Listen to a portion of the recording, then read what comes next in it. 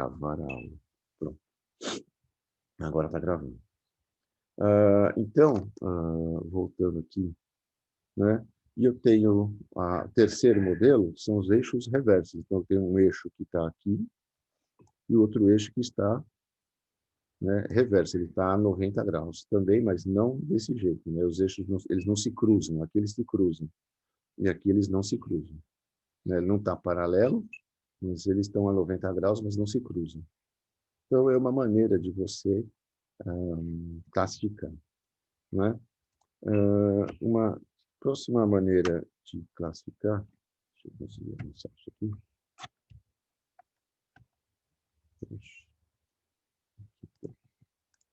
Uma próxima maneira da gente classificar, ele fica, né, é classificando com relação à forma do dente, né? Então, esse primeiro aqui, você vê que os dentes, eles são retos, né? Não que os outros não sejam, esse aqui também é reto, mas ele é reto e ele está paralelo ao eixo, aqui, ó, né? Ele é reto. Nessa segunda aqui, o dente também é reto, só que ele está com uma certa inclinação. E a gente chama de dente helicoidal. Helicoidal porque ele tem essa inclinação. Ele não está paralelo ao eixo. E por último, tá, para você ver essa engrenagem aqui, ele tem esse dente, que ele tem essa curva, né? Que ele chama de espiral, né? Então, a gente pode ter... e isso vai se juntando. Eu posso ter, por exemplo, uma engrenagem com eixos concorrentes e helicoidal, né? Eu posso ter uma engrenagem com eixos paralelos, né? E ela ser, sei lá, espiral não, porque normalmente não é espiral, é reto, né? Então eu vou juntando essas coisas. Uma terceira forma de classificar são as engrenagens que têm um engrenamento externo, como essa número 1 aqui, e as engrenagens com engrenamento interno, como essa daqui. A diferença dos dois, as duas são de dentes retos aqui nesse caso, né? A diferença de um para o outro é o espaço ocupado, né? Então, tem um espaço ocupado aqui entre essa engrenagem e essa engrenagem aqui, né? Hoje, os processos de fabricação para fazer esses dentes internos aqui são modernos, e a gente consegue fazer isso com bastante facilidade, e a gente tem acesso a muitos produtos com esse tipo de engrenagem. Por exemplo, a parafusadeira são todas com esse tipo de engrenagem que vocês estão vendo aqui, né? Bom, aqui tem algumas imagens de engrenagens cilíndricas de dentes, cilíndrica de eixos paralelos, né? Então, essa aqui, você está vendo que o dente é inclinado, então, eixos paralelos por helicoidal. Essa aqui, os dentes são paralelos aqui ao eixo, então, são eixos paralelos e dentes retos, né? Aqui também dentes retos. E aqui, pessoal, tem um helicoidal para um lado e um helicoidal para o outro lado, né? Um para cada lado. Isso aqui também é chamado de engrenagem espinha de peixe. Daqui a pouco eu falo para vocês por que você tem a diferença entre o dente reto e o dente helicoidal, para vocês entenderem qual é. Bom, isso eu falo daqui a pouco, tem uma imagem mais bonita para falar sobre isso, né? Novamente, os eixos paralelos com engrenagem de dentes retos, eixos paralelos com engrenagem com dentes aqui helicoidais e aqui aquele espinho de peixe, né? Aqui, quando você não tem os eixos paralelos, né, acho que dá para a gente conseguir enxergar um pouco melhor. Essas aqui são engrenagens de dentes retos mais cônicas. Essas aqui, pessoal, aqui aparece uma nomenclatura que vocês costumam errar bastante. Esse cara aqui, ó, esse é o que se chama de parafuso sem fim, né? E ele chama parafuso sem fim porque ele trabalha acoplado a uma engrenagem. Não existe parafuso sem fim sem engrenagem, né? Quando você tem só o parafuso e a porca, nós estamos falando de um parafuso de fixação ou um parafuso de movimento, né? Aqui, no caso, nós estamos falando do parafuso com a engrenagem e, portanto, a gente chama esse conjunto de um conjunto sem fim. Parafuso sem fim, engrenagem, né? E aqui, uma engrenagem com dente espiral, né? E o espiral é tão grande que os dentes ficam, né, a 90 graus, né? Ficam a 90 graus. De novo, aqui os dentes que não são paralelos, né? Com helicoidal, o coroa e parafuso sem fim, o dente cônico, a cônica com dentes retos e a cônica com dente em espiral. Vamos entender, pessoal, que cada uma dessas situações, né, se aplica a um determinado tipo de posicionamento. Ou seja, você vai, olhando para o nosso projeto, conforme você posiciona o motor, né, com o eixo do motor paralelo ao eixo que vocês desenharam, vocês vão usar engrenagens e eixos paralelos. Se você posiciona o motor a 90 graus com relação àquele eixo que vocês desenharam, vocês vão usar engrenagens do tipo cônica ou parafuso sem fim, né? Então, o modelo de transmissão está diretamente ligado a como os produtos vão ser posicionados, né? Eu acho que no nosso caso, né, a gente está trabalhando mais com os eixos paralelos. Ué, Oi? se tem vários tipos de engrenagem, mas todas elas são, vamos supor, paralelas, o que diferencia uma da outra além da forma? Tipo, Na verdade, fazer usar uma ou outra? é o esforço que você está fazendo, a força que você quer transmitir, a carga que você quer transmitir. Então, conforme você vai tendo uma necessidade de mais carga, você vai mudando o formato do dente. E uma outra coisa que influencia, se eu dar uma voltada aqui, uma outra coisa que influencia, por exemplo, mas aqui você tem uma outra situação diferente, né? Qual deles aqui você também escolhe, né? Ah, esse cara aqui, que é o parafuso, né? Coroa, parafuso sem fim, ele consegue fazer mais redução. Então, ó, porque quando você transmite o movimento, você pode manter a mesma rotação, como você pode alterar a rotação. Então, a quantidade de alteração de rotação que você deseja também influencia na forma que você vai escolher, entendeu? Então, você tem a carga, a quantidade de redução que você quer fazer, né? Isso influencia também. E o espaço, né? Também o espaço, porque tem algumas que ocupam mais espaço, tem outras que ocupam um pouco menos espaço. O espaço disponível também é um item que também é a ser levado em consideração. Tá? Entendi. Ok. Obrigado.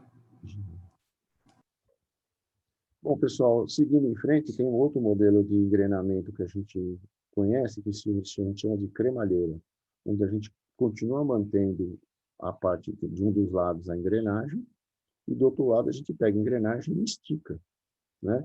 E faz uma engrenagem retilínea, que a gente chama de cremalheira. E nesse caso, a gente está fazendo o quê?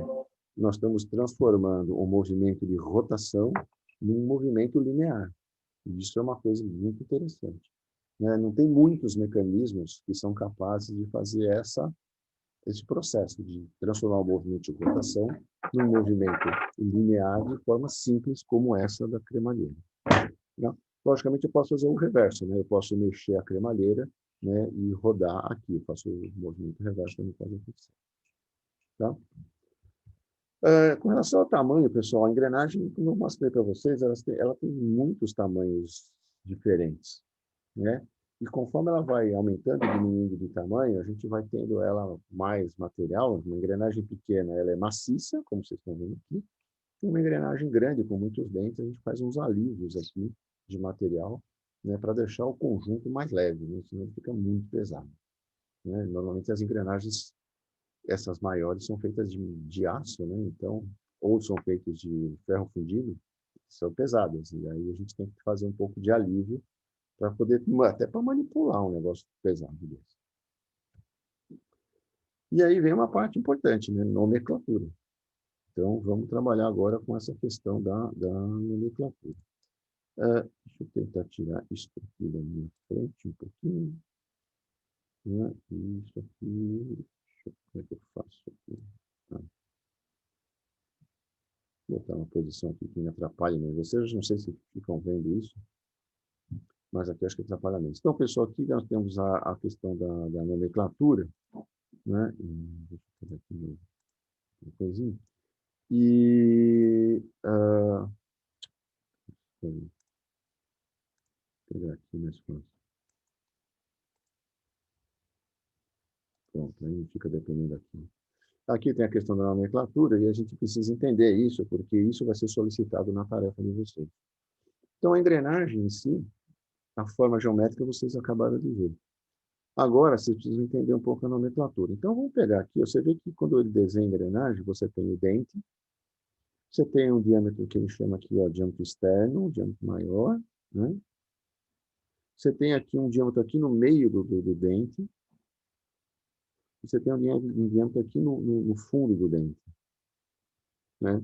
Então, é importante você entender que existem essas nomenclaturas, né? Então, tá vendo, ó, diâmetro externo, ele chama de diâmetro de passo, porque em inglês ele chama de diâmetro pitch, né? Mas, na verdade, a gente não usa essa nomenclatura de diâmetro de passo.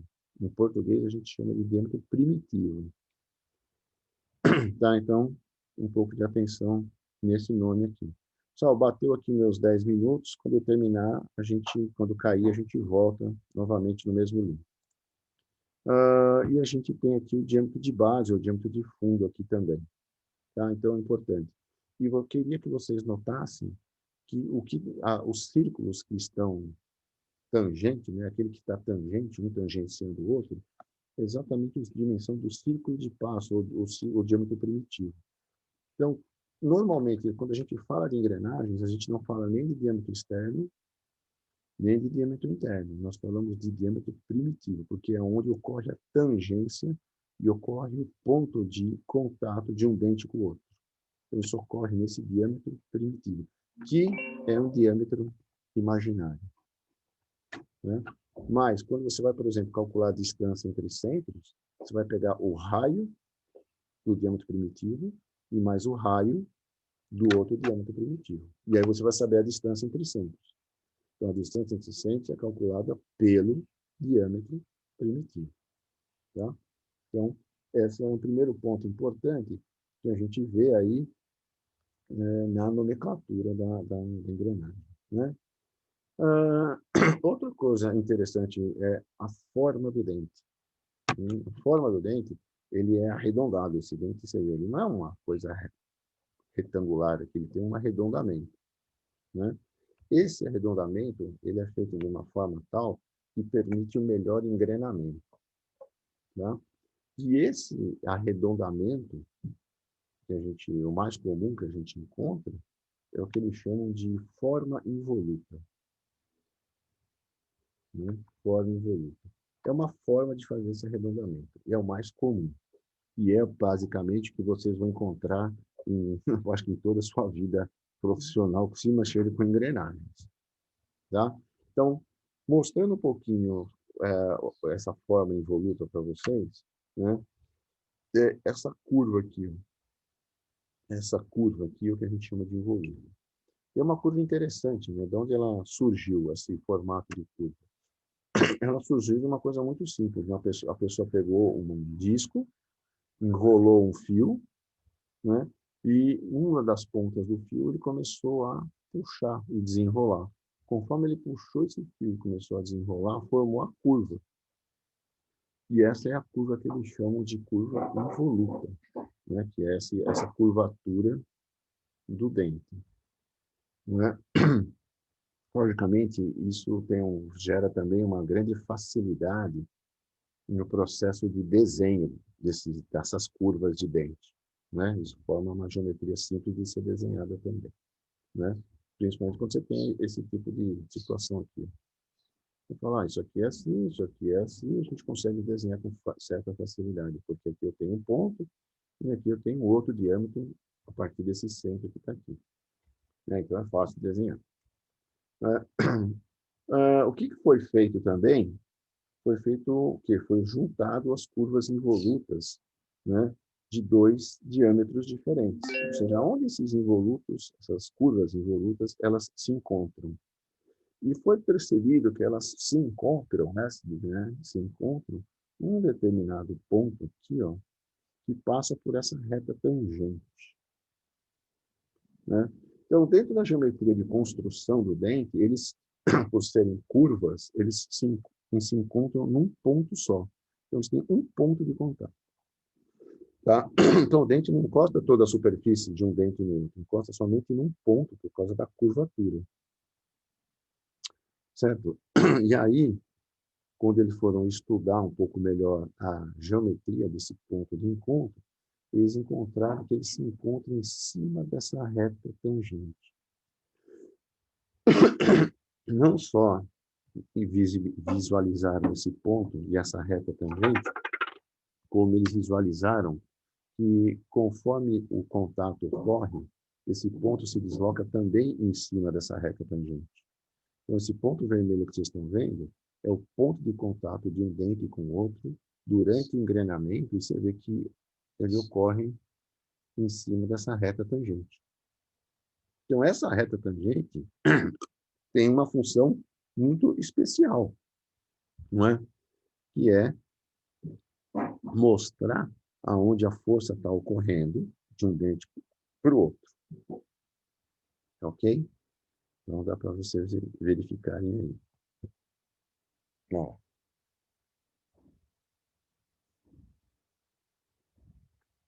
E, lógico, eles deram um nome para isso aqui, né? Se isso tem uma função tão importante que a gente verificar aonde está ocorrendo o contato de um dente com o outro, eles deram um nome para essa reta tangente.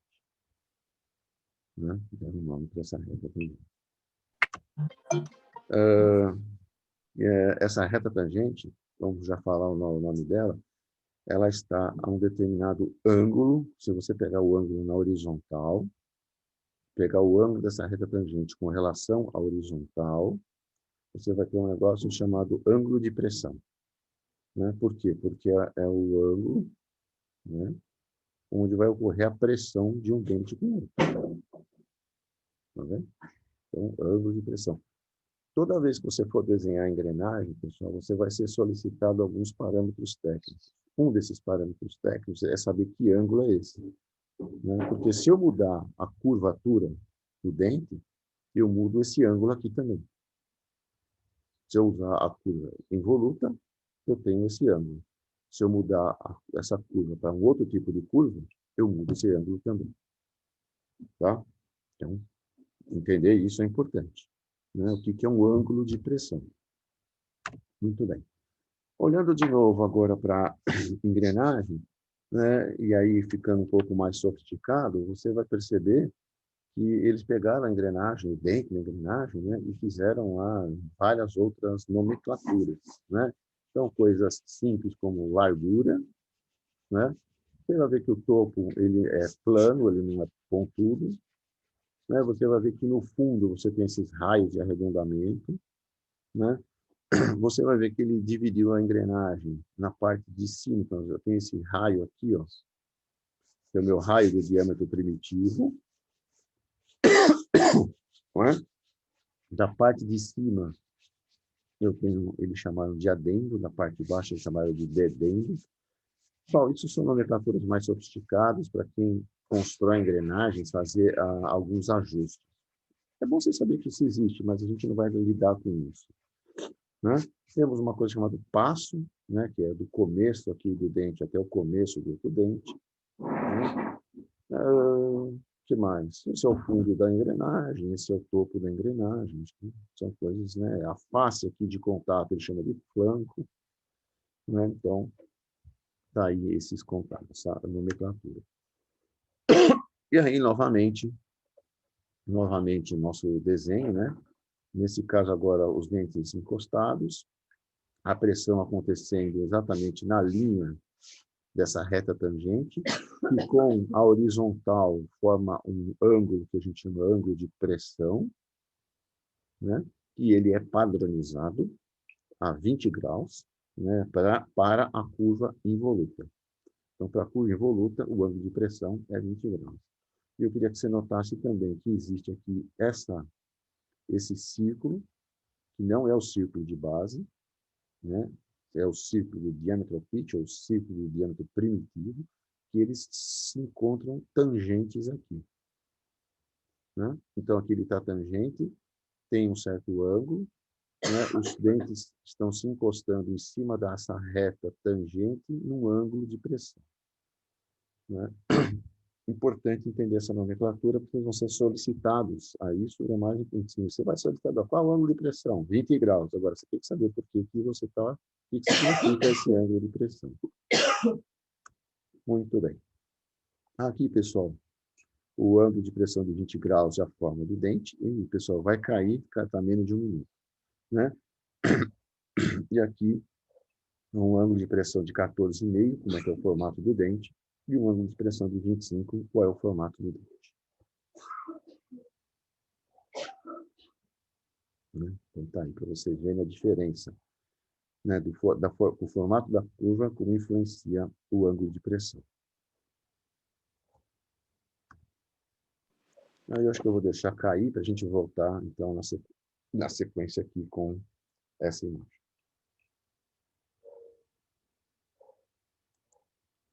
Acho que falta menos de 1 minuto, pessoal. Eu vou deixar cair. Se vocês tiverem alguma dúvida, vocês me perguntam. E aí a gente volta, então, naquela imagem que vocês